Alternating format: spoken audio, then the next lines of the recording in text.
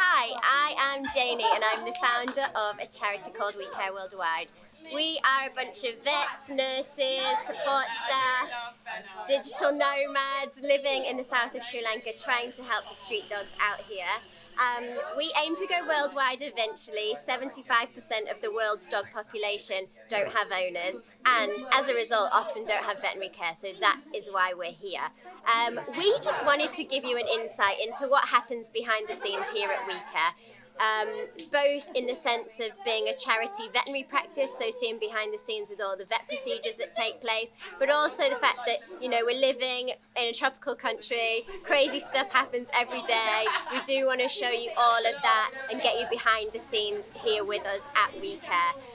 The last 18 months have been an absolute whirlwind, as I'm sure they have been for most people worldwide, but yeah, hopefully, you know, you seeing behind the scenes and seeing what the dogs go through, seeing what the people go through in order to be able to help them, it will encourage you to get on board as well. We are a charity, so we need your support. Thank you for watching. Right, so this is the rabble. Scott, what's it like to be the tallest man in Sri Lanka? Quite strange, get quite a lot of looks. I mean, predominantly we are quite a female-led team, I guess. Within veterinary, you know, 70% of the profession are female, yet on the TV, every single vet is a man. So we try and show what is real, which is a women-led domination. So, boys, how does it feel? Embrace it. Joe, slap it. Is this what you always dreamt of? Just a room full of women? I'll say off camera. Lamini, you've been at WECare for the longest. What have you learned about foreigners? Very funny. And dancers. Who's the best dancer? Lisa.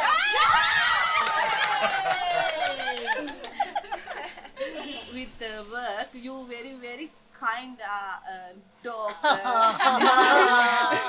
Like most trouble thing is like you guys are sharing the knowledge. It's the most important thing as a teenager, because if I ask something from Dr. JL or Francis or anyone, you guys are like, this is the thing and this is the thing. When I first came here and when I first joined here, like people didn't have education about what is rabies or what is neutering. We are a place that not only for the staff, we also give education for the people around. So I think they really value it now. When you first arrive in Sri Lanka, I found it quite a shock to see all the dogs just like on the road, and you think, oh my god, I need to save them all. Having lived here for quite a while now, how do you feel about that? I think when you see how resilient they are and they come into here with huge maggot wounds and everything and they're still wagging their tail, they're still happy, you feel slightly more comforted with the fact that they're out there, they're still doing their thing. They're just part of life, right? They are wild and free and live the best life. And you see that as much as they like love us when they're in hospital, how is it when we release them? Yes. And I never experienced it in Colombo. Even my little niece says, you're doing a great job there, and then you should not come this way. You should help dogs. She always tells that to me, and then she always follow my steps also. Yeah, everything. Can't wait to hire her. Yeah. But how cool is that like the younger generations think it's cool? Like, you know, you're saying the older generations are a bit like, why aren't you working in a bank? Yeah. The younger generations are like, no, this is the work that needs doing. Like, they can see it. Cool, they're the future. Everything is just a challenge. But I think that's why you get addicted to it.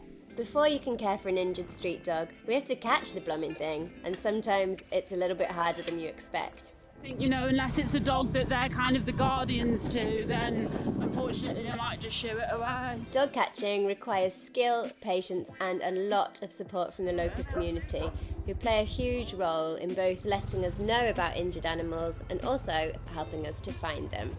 Although technically unowned, many of the street dogs and cats in Sri Lanka have guardians who feed and keep an eye on them, but don't necessarily let them into the house or take them to the vets, for example. A family in the suburbs of Mathura, a large city in the south of the country, called us to report a chest wound on one of the newly dumped street puppies in their area. We'll just put a little muzzle on just in case he gets scared. Yeah. It's okay, yeah? But as soon as we went to put a muzzle on to protect ourselves from any bites in this rabies endemic country, he quickly changed his tune and the chase was on. These animals know their home territories intimately, so we're always at a disadvantage when we are clambering after them through jungle-like terrain in 30-degree heat. It took a team effort and help from the neighbours to herd the puppy back to the guardian, who calmed him down to the point that he would allow us to safely place a muzzle and pick him up. You can put a name, that will be great. Yeah, we'll choose one? Okay. Alright. Thank you.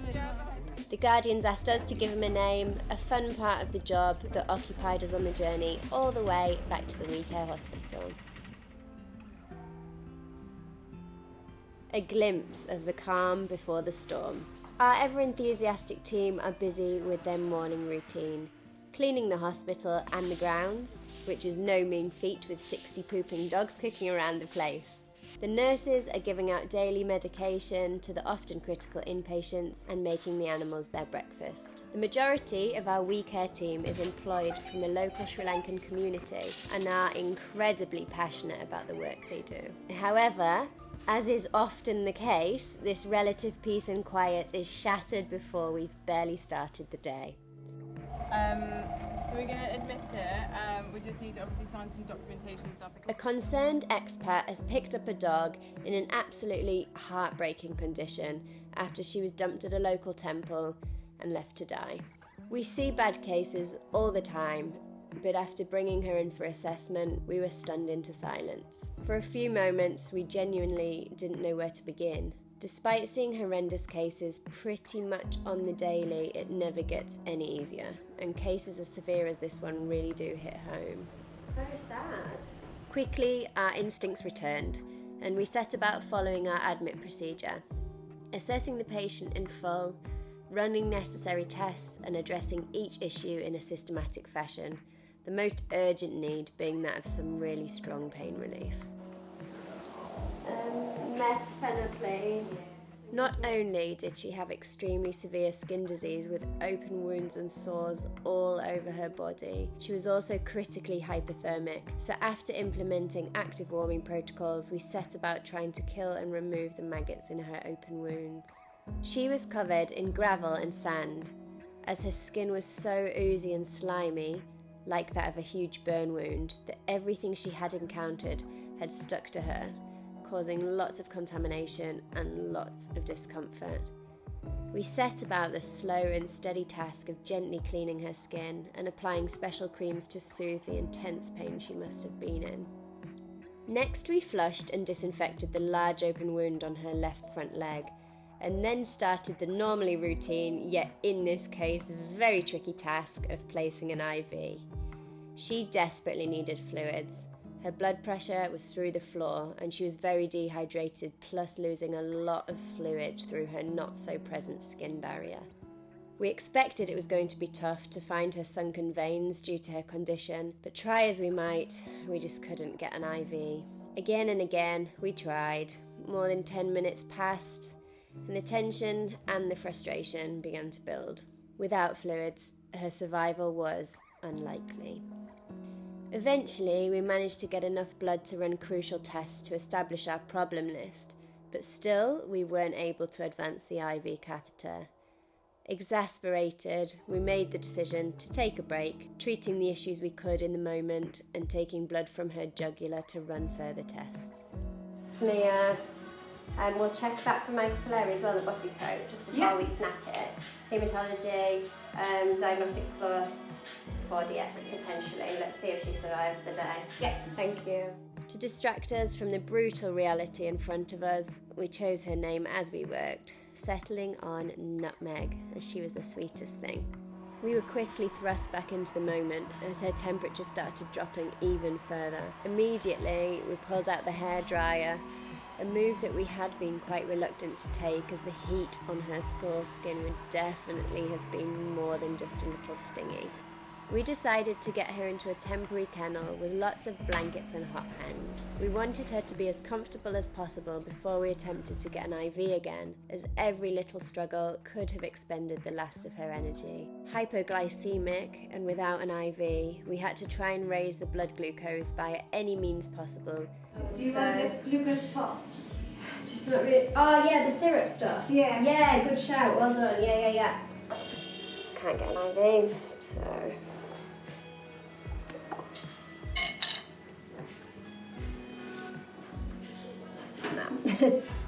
After warming her up, we finally managed to get an IV line in. Praise the freaking Lord. And checked her glucose again, still worryingly low. Yeah, let's get her blood pressure up because then we might have more chance for the other veins anyways. And we'll just do a glucose loaded dose. However, with IV access secured, we could address this, giving her saline spiked with glucose straight into her bloodstream. Still critical, we were really hoping she had the strength to pull through. Just do a little bit of fighting, please. Thankfully, not all of our arrivals are as distressing, and this one is much, much, much more welcome. Being on an island in the Indian Ocean, in a developing nation with limited access to resources, we do end up having to bring most of our supplies in from overseas. These supplies are crucial not only to the quality of care we can provide, but also to the survival of our patients. Every single little delay we encounter, which happens all the time, is extremely nerve-wracking. You know, our supplies deplete on a daily basis. It takes a huge effort to get all of our supplies. First we have to order everything or beg, borrow and steal. As a charity we receive a lot of donations, which is incredible. Then we have to do all the logistics and then we have to ship it over here. A huge, huge thank you to everyone who helps us with this process, but in particular the courier company and Lanka Shipping, who have tried their best to make this process seamless, but what tends to happen is that things get stuck in customs regardless. So, after 6 months of waiting and a lot of stress, The shipment is here! Oh my goodness! Finally! What do you reckon, Tina? Tina, are you excited? Oh my goodness, thank you so much. Tell us about what's inside. Oh my god, all the goodies. We've got drip pumps, we've got oxygen generators, we've got syringe drivers, we've got cleaning products, we've got the microchips from Battersea so we can start our project. All the exciting things. the euphoria of the delivery helped us power through the next important step. Did you count that one under the soft band and stuff here? Checking that everything in this critical order had arrived. It's safe to say we were most excited about the arrival of the microchips, courtesy of Battersea Dogs Home and Micro ID, a project that you can learn more about in upcoming episodes. All new lab equipment, blood machines, all that. We've got pink cat carriers. They're pretty cute. However, after a quick count, it seems we were missing a lot of the microchips. In between jobs throughout the day we recounted several times, but still we only had half as many packs as we were expecting. Finally, after dark, we opened one of the packets. I thought it was 10. I'm totally with you. I thought it was 10 too. And what am I looking at? Oh man. Oh yeah. Pack of 10 sterile syringes. They're definitely not, they are all the same as well, aren't they? They're not. No, so I think they've put them in different packs because look, these are these, and we've only got these. Wow. Here, I did it earlier. Here, there's 20 in a packet. Really nice to open it, but yeah, we were like. But no, because look, they have sent the ones you know I was telling you. Oh, was it telling you? Yeah, you told me, yeah. Yes, they have sent the ones that said they were going to send, the old school ones. Yeah. But then the frickin' packets, this one, Yeah, it the says packet packet says 10, so I think they Yeah. might have just put them in a packet, but the packet was sealed, Yeah. wasn't it? Oh, well, at least So we've got them. not like Duff packet. That makes me a very happy lady. Our chest wound pup arrives at the hospital and is put through the admit procedure, having been named Logan by members of the team. Assessing the wound, we determine that it isn't the worst we've ever seen. This good result is thanks to the Guardian's quick action in reporting him to us. But the sooner you cut it away, the faster the body can start healing using the healthy tissue. You can see it's starting to bleed, that's what we want really. We were able to painlessly cut away the dead and dying skin and clean the wound ready for dressing. We had also noticed that Logan was limping when we were trying to catch him. He's got an old fracture here. After dressing his chest wound, we used a Robert Jones dressing to stabilise his potentially fractured leg until we could get him to X-ray. It's classic that he's come in with a reported chest wound, and then it's ending up that, you know, in the end you might have to have an amputation, which is like a heck of a lot more serious than actually the initial issue that was reported. But at least it's here. Okay. So we're just taking some images of Logan's leg. We have already dressed it. We think there's a chronic fracture there, so we think quite an old fracture. It didn't feel that unstable, so we've placed a dressing. We're hoping we can save the leg, but we're just going to check with these x-rays. So his tib fit actually looked quite good. Yeah, so that's cool. I wasn't really expecting that. I was expecting there to be a fracture there. Can't see one yet, but obviously can never tell from one view, so we gotta keep going. Ouch. Yeah, this isn't good. Yeah, not good at all. We've got a mid-femoral fracture there, and it doesn't look like I've got it very well reduced within the bandage. Looking at that, things aren't nicely aligned. That sucks a bit. It's worse than I thought as well. So when we've done the VD pelvis, which basically means the ventrodorsal pelvis, so the dog on its back, we can see that Logan's actually got a femoral head fracture here as well, severe thinning of this femoral head and this horrible fracture mid-femur. The bone's already started to almost disintegrate on us there. There's no saving this leg, unfortunately. Oh, yeah, that's a lot worse than I was hoping for. So we need to remove Logan's leg, unfortunately. There is no other option, whether we're in Sri Lanka, whether we're in the UK. This leg is pretty knackered. As a street dog, we don't need to gain consent for this procedure with Logan. However, what we tend to do is basically discuss all the cases with the people who find the animals, the guardians, the finders. We're not asking for consent necessarily, but what we're trying to do is involve everyone in the decision-making process so that the responsibility is viewed as being a community responsibility. So it's not just on an NGO, it's not just on WECare, it's not just on a government agent. You know, if we want to help the street dogs, it has to be a whole community effort, and the only way to get everyone involved fully is for them to be involved in the decision-making process, to be making informed decisions, to be having cases explained to them. So with Logan, obviously, his guardian, the lady that found him, loves him to bits. So that is slightly different. She does want to know, you know, rightly so, she wants to know exactly what's going on, exactly what the options are.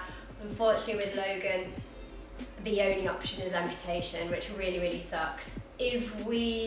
Well, I mean, it's a good thing really, because what we're going to do there is prevent a lifetime of chronic pain. So if we were to leave this leg on, which isn't an option, Logan would live, in chronic pain. So we might get some kind of soft tissue attachment grown between the fracture here, which would stabilize the hip joint. But you can see these two sections are not aligned, and they're never going to be. So he is literally going to have, you know, sharp, bony fragments rubbing on soft tissue every single time he moves for the next 10 years of his life. It's brutal. So yeah, as horrible as it is to remove a leg, I'm pretty happy that we're able to do it and relieve his pain for him. This process took a little time, as initially the guardian was unfamiliar with this sort of case and a little hesitant in accepting our recommendation of amputation. Our team explained to her that in this case there are no other clinical options, and based on our years of experience over hundreds of similar cases, this really is the best and only option. Unfortunately for Logan, this meant staying in a kennel for a few days with a fractured limb until the guardian accepted the need for the procedure. However, at least he was being well loved by the WECare team in that time. Finally, the day of his surgery arrived. The guardian had agreed to adopt him once he fully recovered, reassured that the removal of his leg would set him up for a pain-free and happy future. The surgery went smoothly, and before we knew it, Logan was back in his kennel, getting plied with food and seemingly pretty unfazed. We're pretty sure Logan was dreaming of his new home in that moment.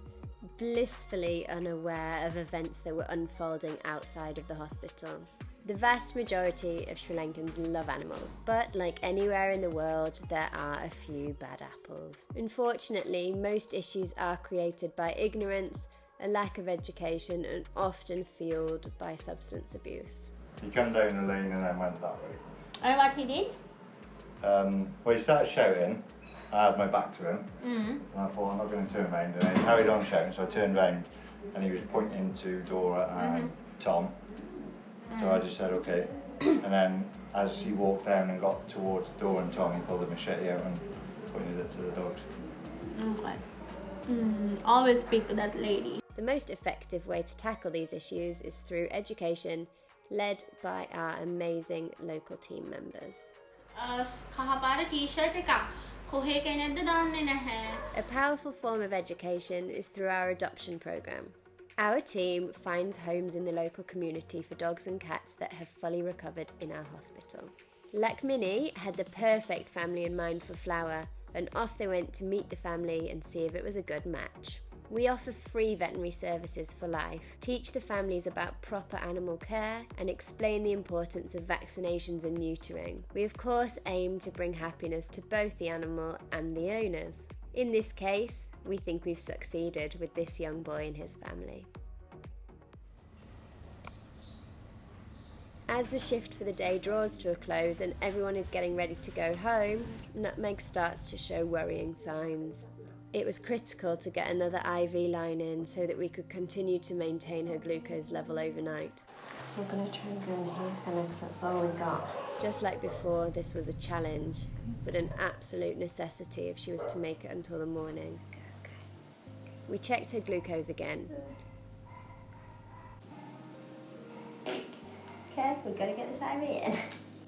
Okay, we're on 6 to 8-ish. Eventually, we managed it, but we encountered yet another speed bump. We were out of stock of pre-prepared bags of glucose. Stumped because I saw it last week because we were giving it to a puppy. Anyways, we can just spike it back, I guess. Thinking on our feet, we mixed glucose directly with saline, working out the correct ratio, preparing it, and then... Come on. As is often the case in Sri Lanka, nothing goes to plan. Should I go put the generator on just so you're done with all this? No, we need all the IVs on there tonight. Yeah, We've got so many people on fluids. too many. People. We carried on working, switching on the generator to power us through the night. The glucose infusion was clearly doing its job. Keep on fighting, sweetheart. Okay, Nice. awesome. Okay, I'll give you some meth in So good that you're an hour. This would be. We placed her back in her kennel, tucked her in for the night, and put on a buster collar. Okay, it's on. There you go. There, I know it's horrible, but when I come in, you chewed those lines out that took us all day to get in. All we could hope for now is that she had made it to us in time and that she was strong enough to fight through the night. Of course, WECare would not even exist without your donations. The approximately 3 million animals that make their home on the streets, beaches and harbours of Sri Lanka would have next to no veterinary care in place. We wouldn't be able to do our work with the local community to create long-term change. The many severe cases we treat would no doubt end up suffering alone on the street, with the result being a drawn-out, painful and often very preventable death. So thank you so much from all of us at WECare and for all of the animals that you've helped us to treat. Talking of recovery, Logan is a pup who has demonstrated just how incredible the healing ability of a Sri Lankan street dog really is. Not only do they seem to have resilience beyond what is often deemed to be possible, but they are also very adaptable. Logan looked as though he had always just had 3 legs within hours of the surgery, and he absolutely powered through his recovery, just like he's powering through his bowl of food.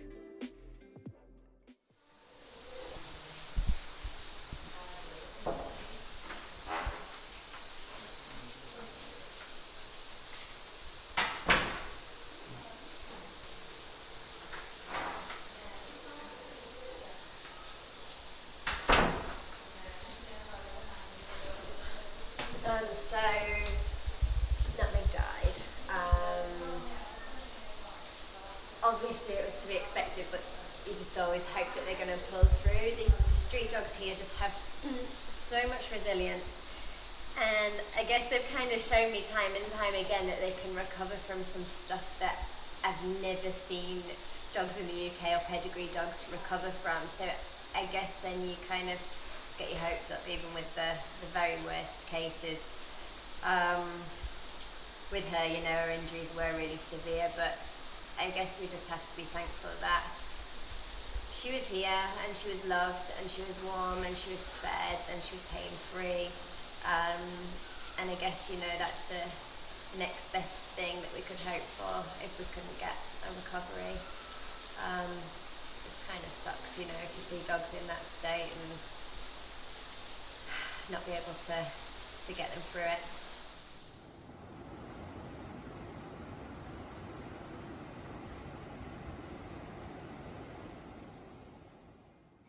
On a happier note, Logan's big day is here. The wound is pretty much fully healed, and after another clean for good measure, we take him to the consulting room to await the arrival of his new family. His agility and strength may surprise you, but he is a perfect example of how well a three-legged dog can get on with living the good life. So I was really thankful. Yeah, and he's a very happy boy. Hi everyone, I found this dog from street with a wound in his chest and with a broken leg. So I called to WECare and they were really supporting me. They were called me time to time and was taking care of this dog, and they came to my place and took this dog with them, and I think they treat him really well because I can see compared to his previous situation to now situation. I'm really thankful for them. I'm really grateful for them. Thank you very much, WECare, for this immense support. Thank you. Thank you. Thank you very much. See you. Thank you so much.